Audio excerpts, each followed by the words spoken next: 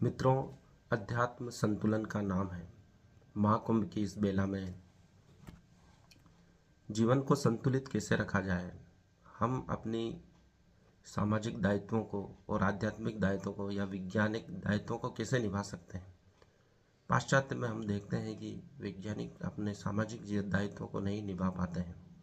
Einstein के बारे में कहा जाता है कि वे अपने एक ही क्षेत्र में आगे थे, लेकिन अपने पारिवारिक सामाजिक दायित्वों को बराबर निभा नहीं पाए। अध्यात्म उन्हीं समस्याओं का हल है। गीता में भगवान कृष्ण कहते हैं अर्जुन से, जीवन संतुलन का नाम है। हर चीज को संतुलित ढंग से जीना ही अध्यात्म है, जीवन है। भगवान बुद्ध ने भी मध्यम मार्ग को अपनाया था।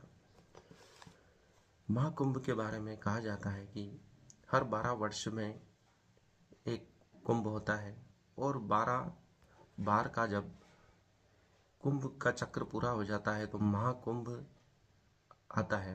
12 गुणित 12 अर्थात 12 वर्ष में एक कुंभ और 12 बार का जब चक्र एक पूरा हो जाता है तो महाकुंभ आता है।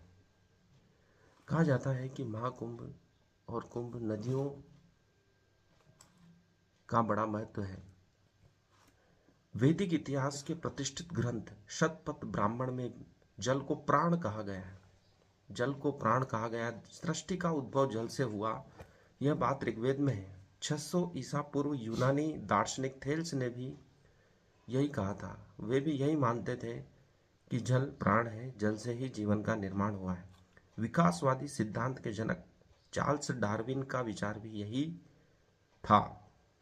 वैदिक मंत्रों में जल माताओं से पवित्रता और शुद्धि की प्रार्थना की गई है। आपो अस्मान मातरम शुद्धयनु, आपो आसमान मातरम शुद्धंदयु, माता मानकर पवित्रता और शुद्धि की प्रार्थना नदियों से। अथर्ववेद में कहा गया, हे सरिताओं, आप नाद करते हुए बहती हैं, इसलिए आपका नाम नदी है।